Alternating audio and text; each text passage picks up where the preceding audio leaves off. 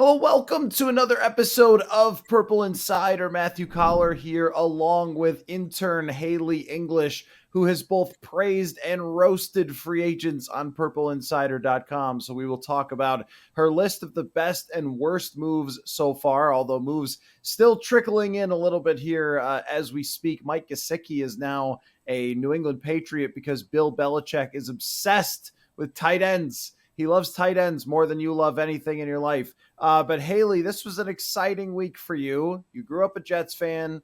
You've dealt with a lot of quarterback badness in your life. And now Aaron Rodgers just shows up and says, I want to play for your team. How do you feel? Yeah, I can't even believe that those words even came out of his mouth. I was watching McAfee when it was happening, and he was like, I want to play, and my intention to play for the New York Jets. And I was like, did he just say New York Jets? Like, what? That's crazy. I mean, like, I feel like all Jets fans kind of felt it coming, and like the excitement was already there, but just him saying it was kind of like crazy. And now, yeah, you just got to get through trade talks and hope that you don't give up too much. But yeah, very exciting time for Jets fans because they've been in quarterback hell for almost ever. So the conversation now has turned to the Jets and leverage and so forth. And I see the internet constantly arguing with itself about how much the Jets are going to actually have to give up. And I can see arguments for both sides. I mean, you're trying to get Aaron Rodgers. It's a quarterback. Quarterbacks cost a lot, especially ones that are going into the Hall of Fame. At the same time, it is over with the Packers. Over. Nobody is going back with anybody. He will not be returning to the Green Bay Packers. So I think that the truth is probably somewhere in the middle where they shouldn't have to give up the entire franchise to get Rodgers because there's no other option than him being traded there. But at the same time, he already said, I'm going to be a Jet. The Jets tweeted out that he's going to be a Jet. He's talking to Joe Namath about his number. Like, you've got to do the deal if you're the Jets. So where is your opinion on what he should be traded for? Yeah, I've been going back and forth on this leverage thing, and I feel like because McAfee once he said he's going to the Jets, McAfee was like the Packers have no leverage at all, and I was like, oh, interesting that he thinks that because I feel like the Packers have some also. So I feel like it goes both ways, and you can definitely argue both sides. But I don't think Joe Douglas, the GM of the Jets, is gonna like give up anything as crazy as a first round pick to get Rodgers because the Jets gave up almost nothing to get Brett Favre back in the day. I know it was definitely a different situation. But I think hopefully it'll like the Jets will be able to get Rodgers for a second round pick, a third round pick, something conditional maybe. So I don't think the Jets are going to give up a first round pick, and I know the Packers kind of want that 13th overall pick, but we'll see. Hopefully Joe Douglas can pull off another little fleece of a team like he fleeced the Seahawks for two first round picks for Jamal Adams. That's right. That's right. That's one of the best trades of the last like decade. Jamal Adams is just not that good. Yeah, I think that if you're Joe Douglas and you're calling the Packers, you're saying, who else are you going to trade him to? Where are your other offers? Show me the other offers. You've only got one, and it's us. So you kind of have to take what we've got. And of course, the Packers will say, but we have Aaron Rodgers, and what other quarterbacks do you have? So it is kind of like the yeah, you love The Office, the standoff where they're pointing the finger guns at each other. It's just like that's how this feels. But both sides are so motivated to get it done that's the key for finding the middle ground here. Because somebody did ask me yesterday, hey, what if this Rodgers thing fell through? Could they trade Kirk to the Jets? Like, no, I don't think this Rodgers thing is falling through. Not after we've gotten this far down the road. And I think that Rodgers, even to come on internet television and tell everyone that, must have a good sense that it's close to actually being finished. It's just that there's no hard deadline that they need to do it. It's not like they have to get it done today. So they can continue to negotiate this thing and work out their off seasons and their caps and everything else. But I wanted to ask you where that moment ranked of Rodgers saying he was going to be a Jets among your all of your Jets fandom. And this is what I do try to tell Vikings fans sometimes is that they have had a lot of really great moments over the last couple of decades. They've had NFC championship appearances. Favre came here, superstars, amazing wide receivers. The Jets have been a hellscape. I feel like this has to be in the top 5 moments of your lifetime watching the Jets. Just Aaron Rodgers saying he wants to play for your team. Yeah, 100%. I really was trying to think about like my best moments as a Jets fan. And I'm like, I really can't think of anything. We haven't beaten the Patriots in like 5 years. Um, there's been like awful quarterback play. There's nothing to look forward to on offense. I was like 8 or 9 years old when they had the AFC Championship back to back run. So I that's like too far behind that I can't really remember much of it. So honestly, this and the moment that they drafted Sauce, because I was in MetLife for the Jets draft party, holding up a sign that said "We want Sauce" on draft night. So that was one of the best moments of Jets history for me. But honestly, this might rank as the best one. Yeah. I think that if you made a best moments in Jets history of your lifetime, Rex Ryan saying "Let's go eat a snack" on Hard Knocks might actually make the top five.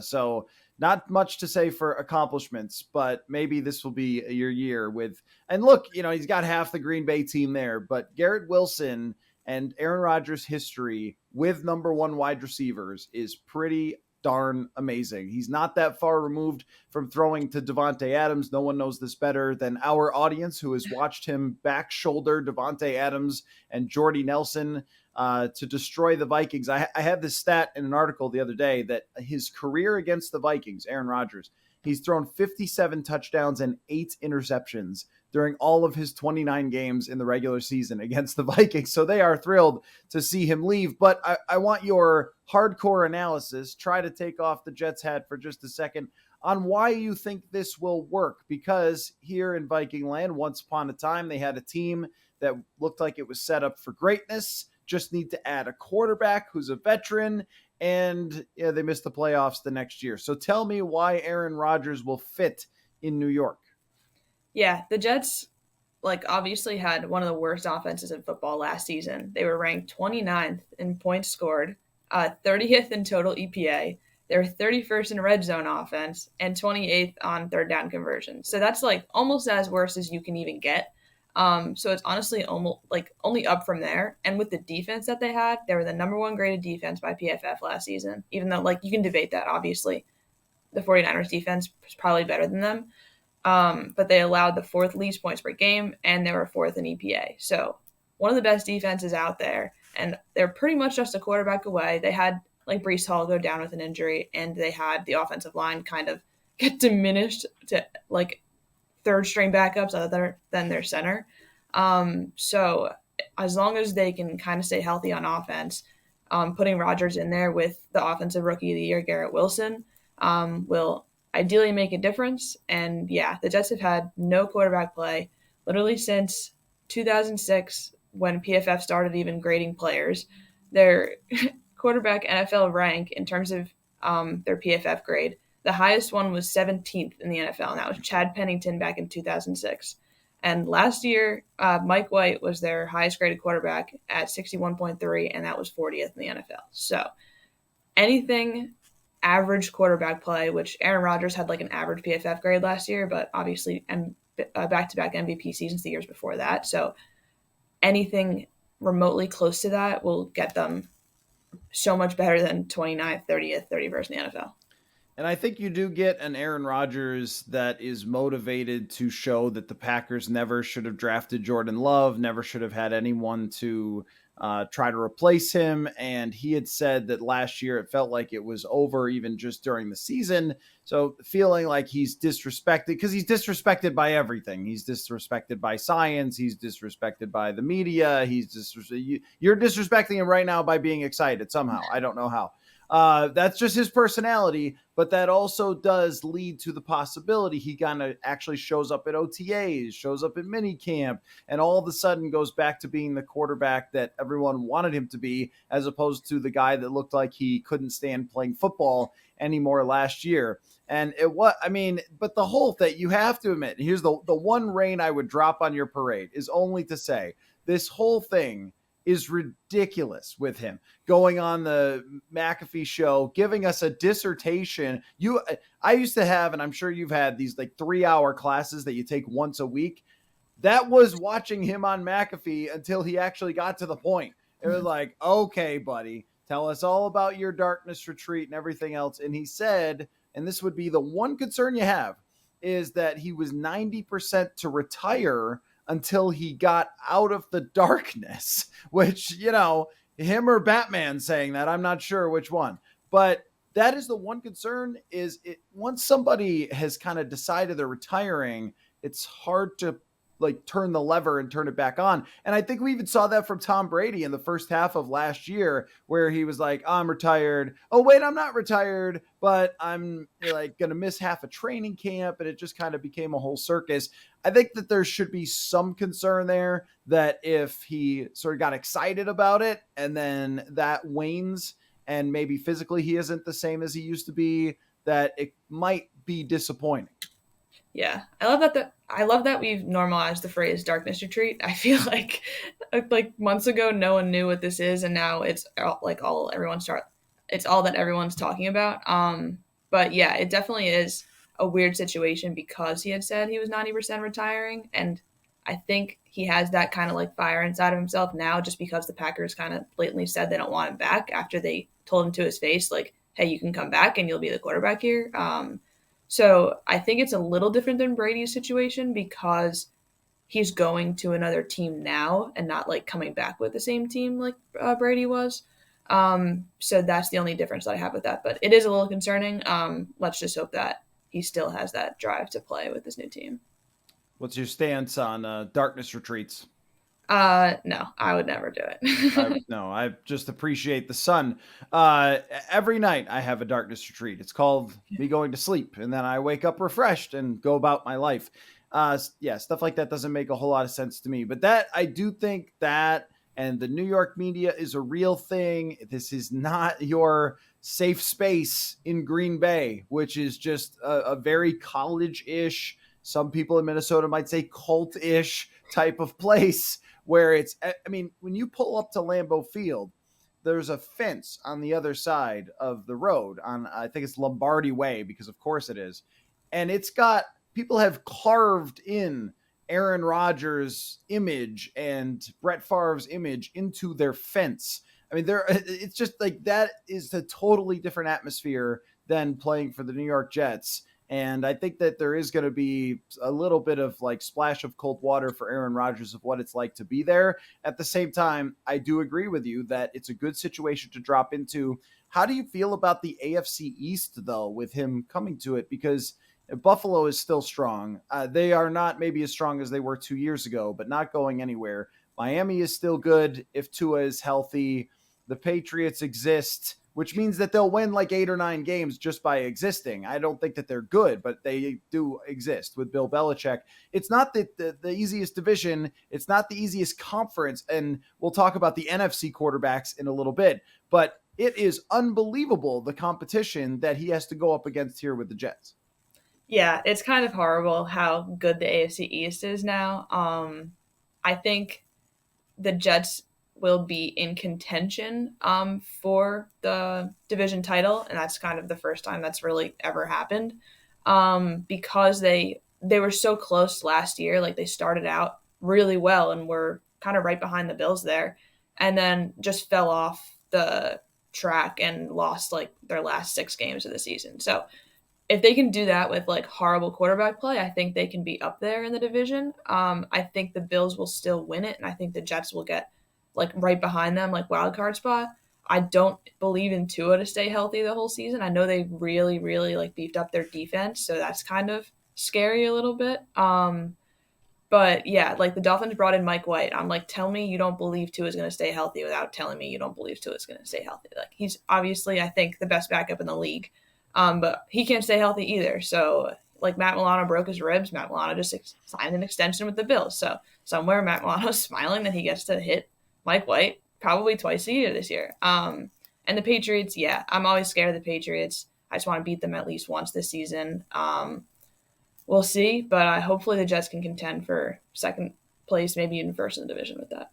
Yeah, I mean, I think that this has potential to be for the Jets a season where they are legitimate contenders. It also has the season to potential to totally implode, and the McAfee announcement might end up being the best moment of the Rodgers era. You don't know. I mean, this has gone either way. Imagine being a Broncos fan last year, where you're like, I can't believe we just got a Hall of Fame quarterback. This is incredible, and then it collapses, but in Tampa Bay, when they got Tom Brady, I'm sure there was the same excitement, and then they won a Super Bowl. So not really knowing there. And look, in 2017, 2018, Aaron Rodgers didn't play as well.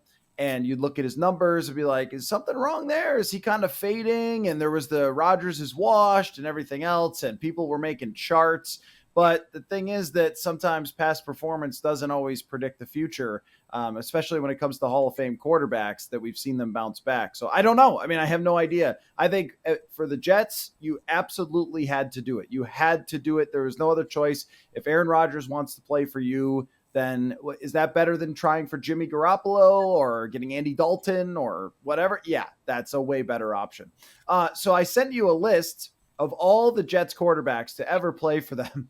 And before we move on to some other things, I wanted to ask you who the funniest quarterback on the entire list of all the QBs who have played for the Jets. Oh, and I wanted to also note how funny it is that Mike White played amazing against the Vikings defense. I mean, it's just funny. Like you're reading all these Mike White stats like, oh yeah, it was really bad. He was 40th by PFF and everything else. And like, imagine what he would have been if he didn't have that incredible game against the Vikings, which, hey, Daniel Jones is a very rich man because of as well.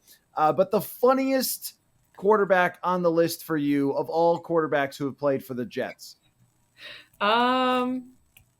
I don't want to say it's like the funniest, but like Josh McCown being on there after playing one season. So he's played one season. He's already on the top like 15 passings for the Jets. And Sam Darnold being 8th on that list after being like god awful for his entire career with the Jets. And we'll see if Shanahan can fix him this year. But yeah, the top 3 quarterbacks in terms of like leading the receiving yards haven't played since like 1990. So, yeah, the Jets have had such an inconsistency at quarterback ever since like 1995, probably. And I was too young for Chad Pennington. I was too young for Vinny Testaverde. So, the first quarterback I remember on that list is probably Mark Sanchez playing. So, yeah, not the best list there. The Sanchez. Yeah, right. The number 2 behind Joe Namath retired in 1992, Ken O'Brien. And Richard Todd is the next one. He retired in 1983. And that's your top 3. And it has been a passing era now since really the late 90s, Haley. And so someone should have been able to pass this. But going down Ryan Fitzpatrick and Geno Smith are top 10 in franchise history in passing for the New York Jets, which on its face is funny. I mean, the funniest name on the list is Dick Wood, who played in the 60s. That's just objectively hilarious. But scrolling down the list, though, because I just really enjoy journeyman and backup quarterbacks and random quarterbacks playing for certain teams. The fact that Mark Brunell played for this team is really funny to me because I have no recollection of that whatsoever. And apparently he threw for 144 yards and 2 touchdowns. I mean, Mark Brunell of my childhood was one of the best quarterbacks, but that was in 2011. Rick Meyer playing for the Jets is funny. Bryce Petty. Remember when people thought Bryce Petty would be a thing? That's always great when there's a college quarterback who throws for a gazillion yards and people are like, well, maybe.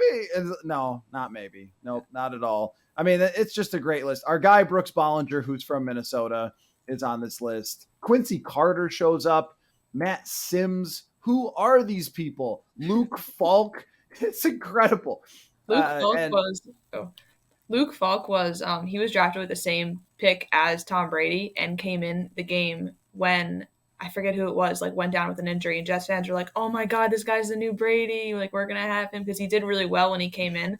And then he just did horrible every game after that. So, yeah, that was a funny one.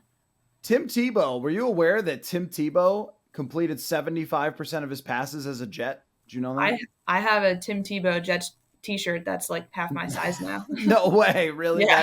That is hilarious. He went 6 for 8 with 39 yards passing. Yeah. How about that? Nice. Jeff Blake was apparently I had no idea Jeff Blake played for the Jets. So yeah, all right, good times. Well, that's your history, and it is a disturbing one. So I'm going to close out that page, and let's talk a little bit some Viking stuff here. Harrison Smith returns, and you tweeted about this yesterday.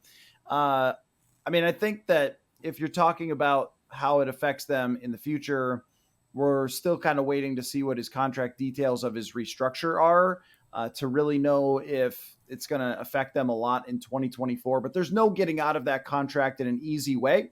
I do think that I am a fan of just ripping things apart and just throwing it all into the Mississippi River and saying goodbye to it.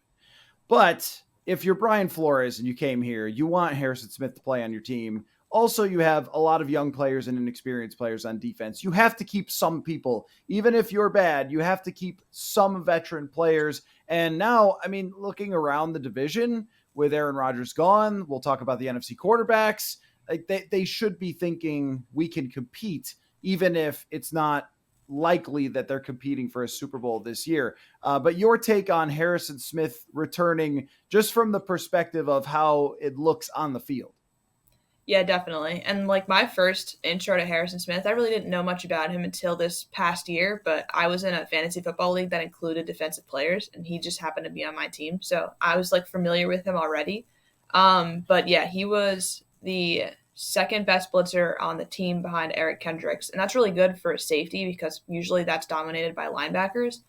So good for them for utilizing Harrison Smith in that way. So I was kind of glad they kept him just because you're bringing in Flores, who's a really big blitzer. And especially he used safeties really well when he was in Miami and Pittsburgh.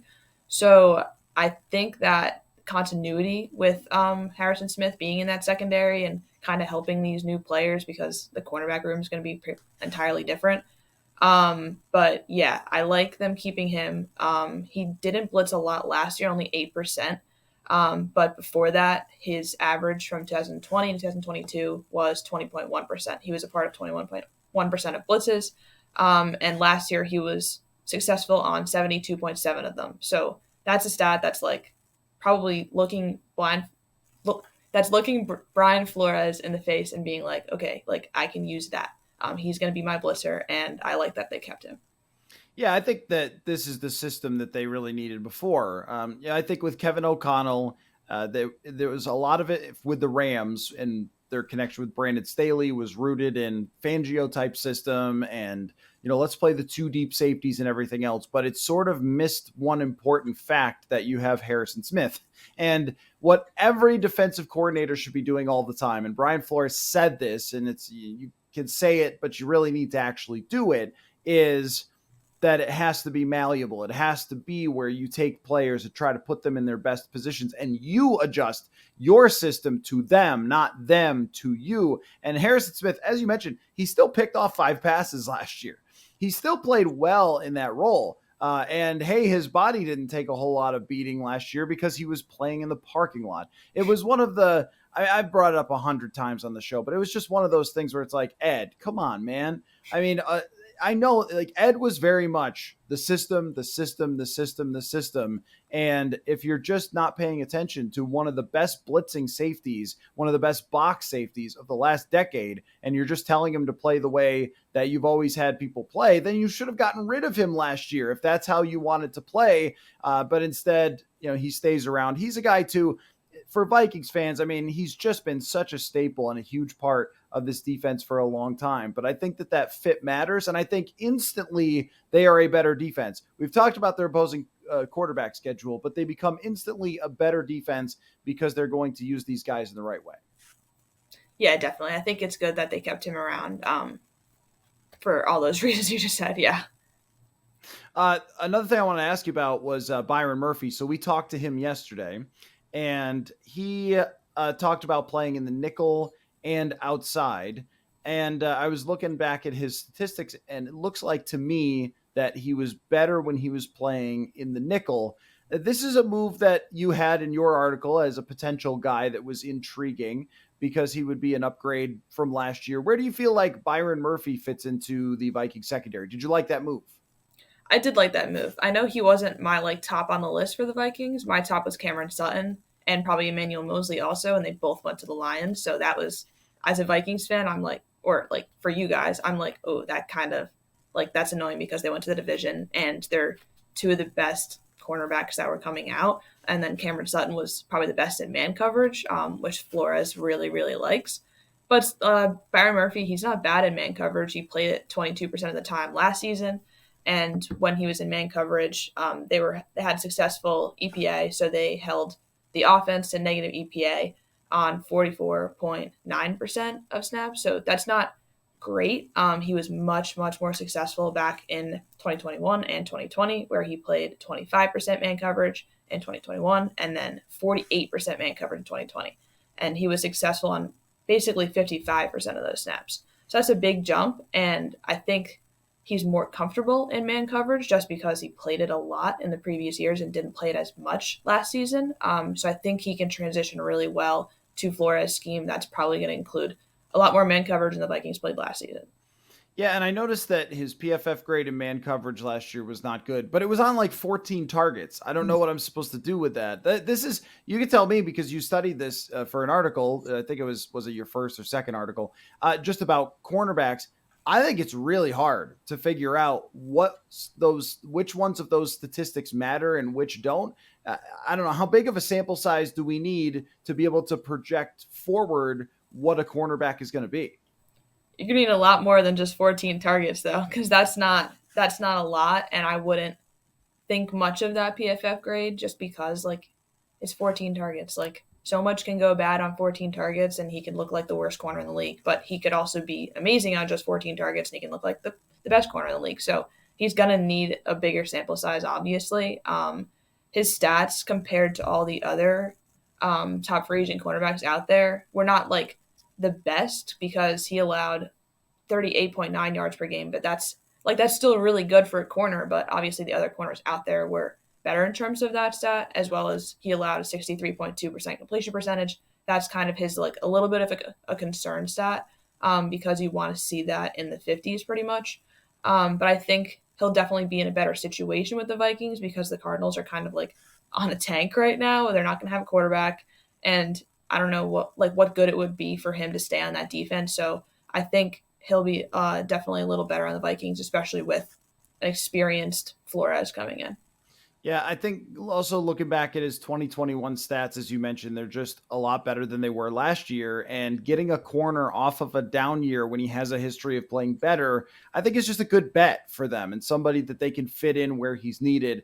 I would prefer to see him in the nickel because I think that position is really valuable and maybe underratedly. If anything in football can be underrated because everyone knows everything, but that position doesn't get a lot of attention when someone's really great at it. And I think that he could fit in there in Flores' defense. And also Flores' defense is going to ask, and he even said this in his press conference, it's going to ask your nickel to play in man coverage, as you focused so much on, because that's really what Brian Flores does. He tried to downplay that in his press conference. Brian Flores, like, well, what, like, man, we know it's on paper. We know what you do. So you like that one. I think that one fits in. We're still kind of waiting as we record this on Marcus Davenport to figure out what exactly is happening there because he was not introduced when he was expected to be introduced, which is a little fishy. So we just wait on that. But I wanted to go through your article that you just wrote, the best and worst free agent signings. And I have asked you to roast the worst. So do you want to start with the best or the worst? Because you have roasts for them. We'll start with the best, I think. Okay. Yeah. We'll start with the best. All right. So there was some dispute in the comment section about your number one best move, which was the 49ers signing Javon Hargrave. And I think it's a very respectful comment section, so no one was roasting you. But the argument was just that he is coming off kind of his best sack season and getting peak money. And, 30 years old for a defensive tackle, I don't think is ancient because a lot of those guys stay good. But you had Javon Hargrave to the 49ers as your top move. Why was that?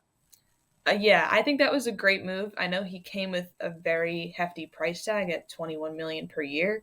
But the one stat that really sticks out is that he had 63 pressures alone last season. And the 49ers, they have Nick Bosa, but they're defensive tackle positions haven't been absolutely amazing. They had a combined between all of their interior defensive linemen had 59 pressures combined. So Hargrave by himself is ages above the rest of them. And I think with losing Jimmy Ward and Emmanuel Mosley, they lost a couple players on defense in the coverage unit. But I think their trenches on defense are just going to get so much better and kind of take the load off of the coverage unit just because they'll be probably a little weaker in that area. What is your opinion on this? Because I think it's interesting The 49ers over recent years have seemed to decide that if they have beast defensive linemen and create pressure, that they could kind of fill in where needed in the secondary. I think that that's an interesting strategy. It has worked for them, got them all the way to a Super Bowl at one point. Philadelphia kind of did this, although James Bradbury fell in their lap last year, which really helped their secondary unit. But the Vikings, as they kind of rebuild this thing, I wonder about your theory on, like, should they be drafting more defensive linemen and hope that that evens things out, or should they be putting even more into the cornerback position? Because this really has worked for San Francisco. Yeah, it really has, and I think it's an interesting strategy. But the Vikings coverage unit was just so bad last season that they really, like, they need someone back there who can make a play, because the 49ers still have good cornerbacks and good safety still on their roster. So that's going to obviously help them. But if you only put money into the trenches and you kind of leave the part of the field where like the passes are thrown, like if you leave that like entirely wide open with like entirely rookies and unproven players, then you're obviously not going to accomplish anything. Yeah, and then if you never play tight coverage on them, that kind of defeats the purpose as well, because that really seems to be San Francisco's thing. It's like, we're going to pressure you and we're going to play tight coverage and not give you time to work the ball down the field. And so all your underneath stuff's going to be hard to complete. And I think it's a good theory, but you can never have corners that are just flat out garbage. Then you just get destroyed, or a system that doesn't work at all. If those two things happen, you end up giving up 400 yards to Mike White. I won't go through every single one, but I am interested in your opinion on the Bears linebackers, because they let Roquan Smith go. And now that we have to consider relative, though, because they still have a ton of cap space after all of this spending. So they had to spend it on something, but they let Roquan go. They signed TJ Edwards. They signed Tremaine Edmonds. What was your opinion on the way that they spent on the linebacker position? I think with TJ Edwards, they hit that out of the park. That was, I think, one of the best value signings that was out there. I know Jamel Dean signing for so much less than what his contract was projected to be with the Buccaneers. That was surprising. I think that was a good value, as well as David Long going for, I think, $5.5 million a year with the Dolphins when he was projected like over $10 million a year. So yeah, that TJ Edwards signing I think was great. He kind of had a breakout season.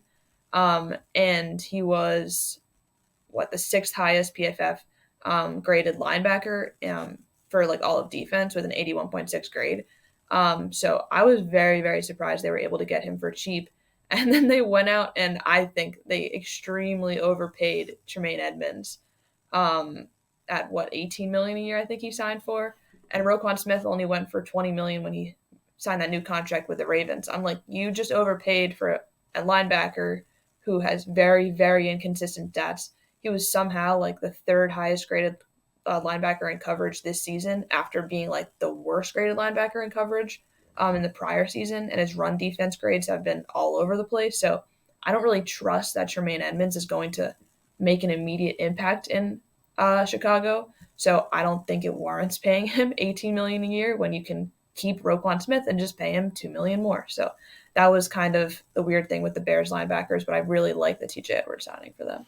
I think Edmonds tells us a little bit about linebackers. I mean, one, Matt Milano had an unbelievable year next to him. That might help, but also how much, and we dealt with this with Anthony Barr all the time, how much splash plays can play into how they're graded. So, pass breakups, interceptions, sacks, tackles for loss, all those things. If you get them, they're inconsistent a lot of times. So if you get them one year, you could grade really well. If you don't get them the next year, you could grade poorly. And not only that too, but if you make mistakes, how much they're taken advantage of. Because you can make a mistake as a linebacker and the quarterback doesn't see it and it's fine. Or in some samples, teams can attack a certain linebacker and they can make a lot of mistakes and their grade looks horrendous. The linebacker and corner and safety grades when it comes to coverage are all sort of like buyer beware. It's not don't use them. It's try to really understand how you're using them. But also, having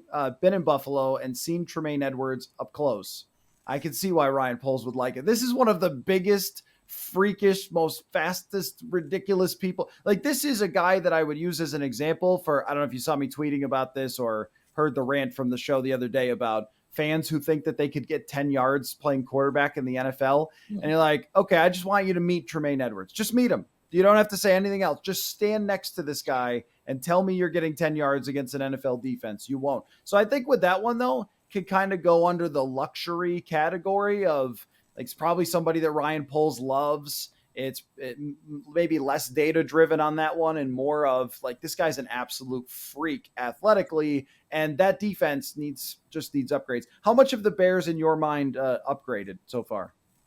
I think they definitely got better. They did add an offensive lineman, I believe. I don't remember which one it was. Nate Davis, yeah. Yeah, so like I think that was a good signing. He was one of the better ones out there. And then they did add obviously Edmonds and Edwards.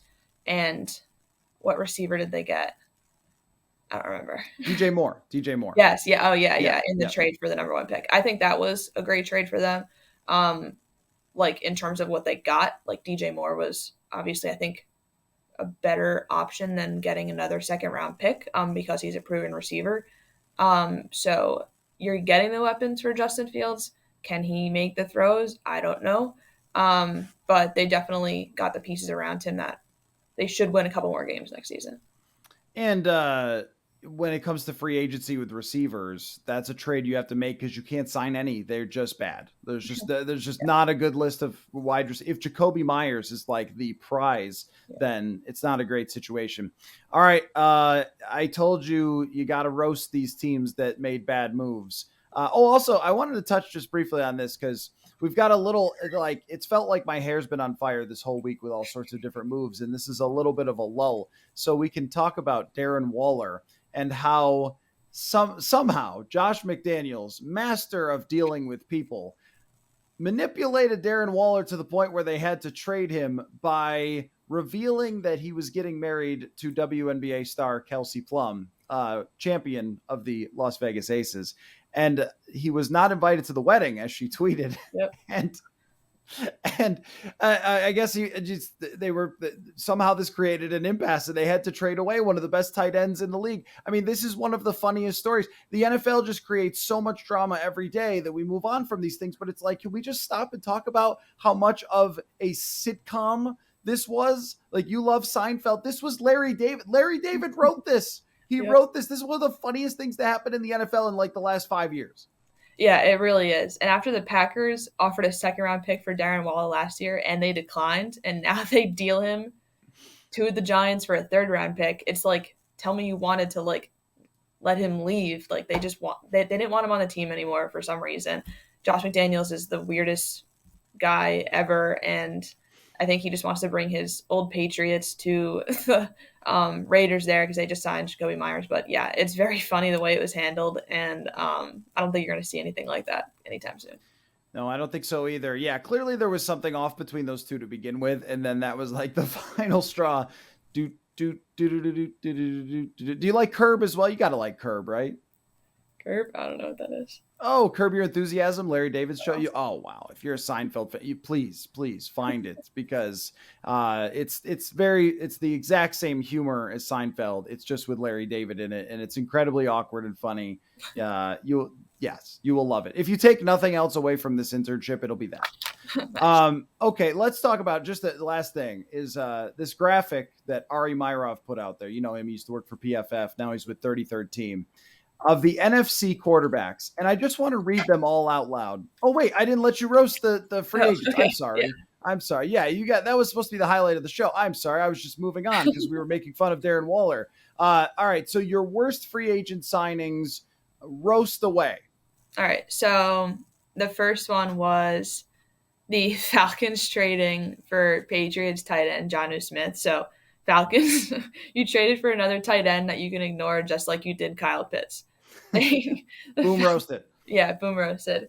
I don't understand that move at all. Jonnu Smith was one of the worst free agent signings for the Patriots and for like almost NFL history just because he signed for so much money and did absolutely nothing. Like caught 250 yards last season. And that was about it. So if you combine that with Kyle Pitts' 356 yards last season, 9 tight ends in the NFL still had more yards than them combined. So I don't understand that. You're just hurting Kyle Pitts, in my opinion. And stop drafting or stop trading for tight ends that are not good. Some people just love tight ends. Bill Belichick and Arthur Smith, apparently. Yeah, that one is weird. I guess it's like you bought it for nothing, but why did you buy it? It's like going to a like yard sale and seeing something that catches your eye and being like, oh, it's only 50 cents. I'll buy it. And then you take it home and you go, why did I buy this? That's John Smith. Why did I buy this? Okay. All right. What's the next one? All right, so the second one's funny because it's Daniel Jones, and it's not really like a free agent, but he re-signed with the Giants. So is Daniel Jones' agent a Cowboys fan? Because he convinced you guys that 15 passing touchdowns deserves $40 million per year. Boom roasted. Boom roasted. Come on, like Jimmy Garoppolo had signed for basically half that money, and he threw one more touchdown pass, but he played in 6 less games than Daniel Jones last season. So Giants, I don't know what you're doing. Daniel Jones' agent is a genius, and I really believed a lot more in Brian Table, so I don't know what you're doing. I just want to see his stats when not playing the Vikings. Just what is it? What are his numbers when not playing the Vikings? I do think Darren Waller helps. They have given him some help there. Thank goodness that a marriage got announced that wasn't supposed to be announced. So that was helpful. But I like that. That's a good one. Yeah, I mean, I think with the Giants, because they won a playoff game, and the Vikings, this happened to them in 2019. They were just in a position where if you overachieved or you had this big exciting moment that you kind of had to do it, because then Giants fans would be like, wait, who's our quarterback then? And the answer is probably Daniel Jones has never averaged 7 yards a pass attempt. And think about that. Like, you're paying $40 million a year for a guy who's never averaged 7 yards a pass attempt, which Josh McCown could do. So I like it. On to the next. Oh, the next one. I really like the next one. Yeah. So Matt Gay, kicker, signed with the Colts for 4 years and $22.5 million. I got to imagine if he got $200 million. But yeah, so Colts, you don't have a quarterback, offensive line, defense, or any wide receivers, but you decided, let's give a kicker the largest free agency contract in NFL history. Signing the Super Bowl winning kicker is the closest you're getting to the Super Bowl anytime soon. Boom roasted. Love it. That's great. Yeah, this one makes no sense. You have so many needs with that team, and you're spending money on a kicker. He is the 5th best kicker of all time by field goal percentage, and you're probably going to need to kick a lot of field goals, I would guess. Boom roasted. Yeah. All right. Did you roast Tremaine Edmonds to the Bears, or did we kind of already talk about that one? Was there a roast? The roast was just that they didn't pay Roquan Smith, and they gave him a ridiculously high contract. That's not a great roast. Taylor Heineke was your last one. Yeah, Taylor Heineke. So he signed with the Falcons for 2 years, $14 million. So Falcons, quite the quarterback battle you got going on there. Everyone's on the edge of their seats for wannabe knockoff Jalen Hurts versus Mr. I led by 2 points over the soon-to-be Super Bowl champion Buccaneers in a wild card round. Boom roasted. Boom roasted. It's great. This could be a regular bit where you're forced to roast things. That's good. So make sure you go check out the list. PurpleInsider.com is where you can find it. All right. So just last thing then, I wanted to read the NFC quarterbacks out loud at this moment and just get your reaction, because Aaron Rodgers joined the AFC and he may regret it after I read the list. Dak Prescott, Daniel Jones, Jalen Hurts, Sam Howell, Desmond Ridder, Andy Dalton, Derek Carr, Baker Mayfield, Kyler Murray, Matthew Stafford, Brock Purdy, or Trey Lance, Geno Smith, Justin Fields, Jared Goff, Jordan Love, and Kirk Cousins. I would love you to react to that and rank your top 5 NFC quarterbacks. Yeah, it's bad, especially that NFC South there, with Derek Carr kind of being the only quarterback who's kind of played games and is half decent. So my top 5, I went Jalen Hurts number 1, although I am kind of weary about putting him number 1 just because he is kind of a product of what's around him. He had the best offensive line in football, the 2 of the best wide receivers in football. So that's why I'm a little concerned to put him at number 1, but obviously he's still a good quarterback and do a lot running with the ball. At 2, I put Dak. I think he has a little more upside than Kirk Cousins because I have Kirk at 3.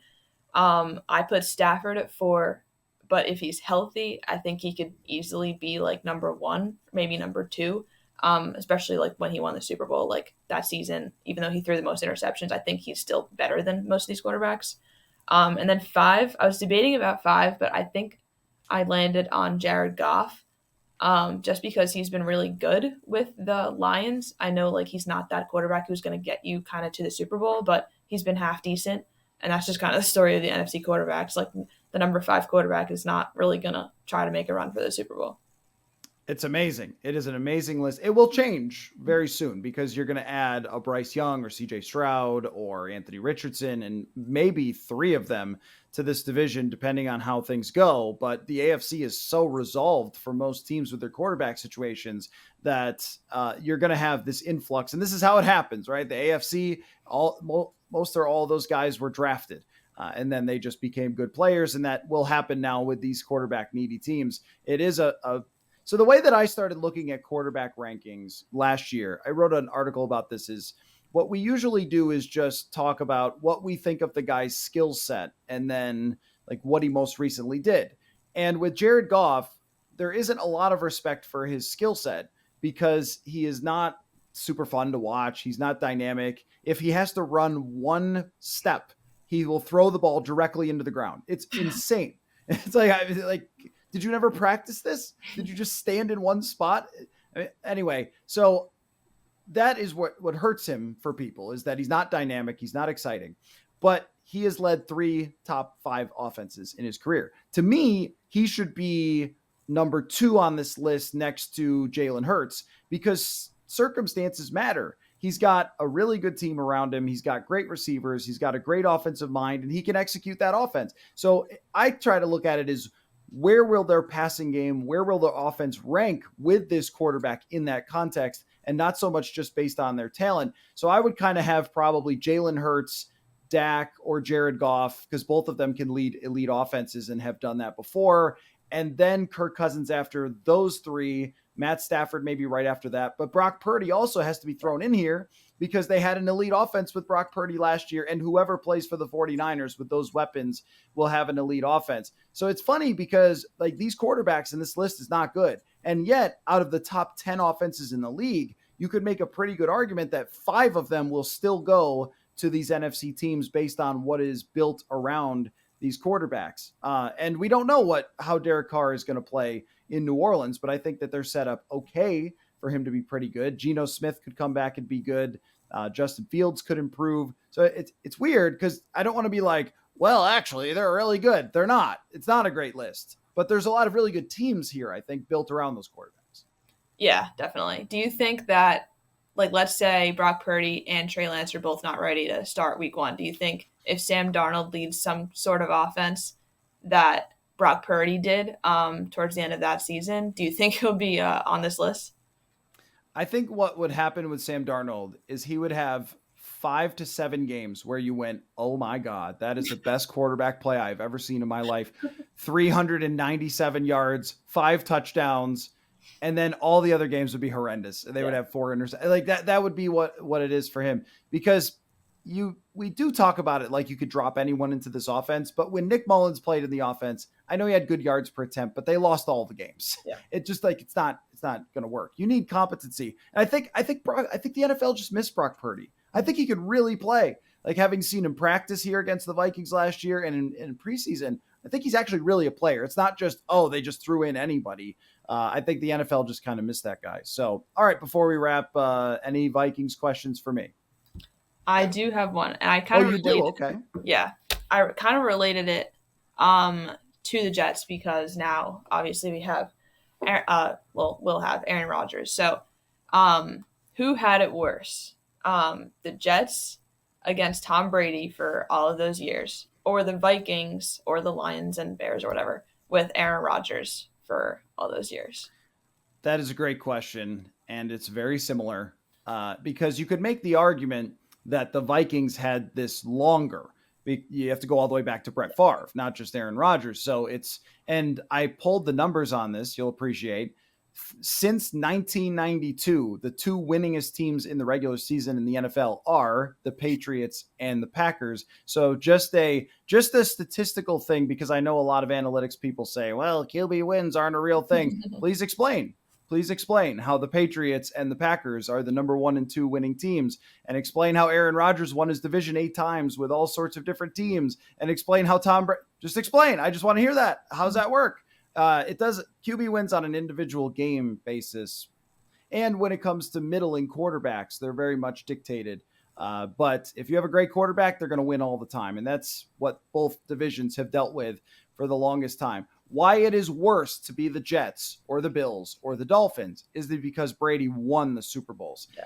Rodgers got one, and then at very least, there was a ray of sunshine in Minnesota each playoffs where they would go to the NFC Championship and couldn't recover an onside kick, or had a punt blocked, or all these different things that got in Rodgers' way. So even though he did win one and he played spectacular against the Pittsburgh Steelers and got his trophy and got his ring and never has to give that back, he also dealt with about 12 years of torture when it came to the playoffs and lots of horrendous losses where Tom Brady, it's funny how the razor's edge works, because Brady is this close to losing about 5 Super Bowls and won all of them.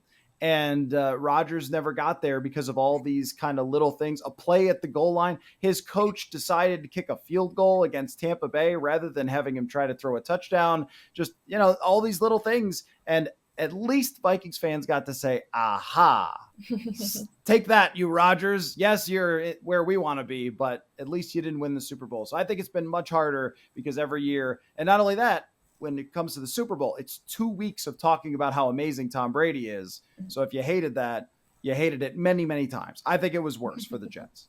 Interesting. Yeah, I see it definitely both ways because, the Packers have been good for so long with those string of quarterbacks who just have been amazing, and we'll see if Jordan Love can become that, and then the Jets can trade for him in 2038, whenever that happens. But yeah, I think if the 49ers did not exist, Aaron Rodgers would have 4 Super Bowls right now, because how many times did he lose to that team only in the NFC Championship game? It's ridiculous. It's amazing. And then just even the last one where Jimmy Garoppolo was hurt, you're going to Lambeau from San Francisco. It's there's no chance that they win that. And special teams ends up getting Aaron Rodgers in that one. So anyway, Haley, great stuff on your article. And I think we do have to have you roast more people more often, because that was a terrific segment. So great work. Looking forward to what's coming next. And we will talk again next week. Thanks for your time. Awesome. Thank you.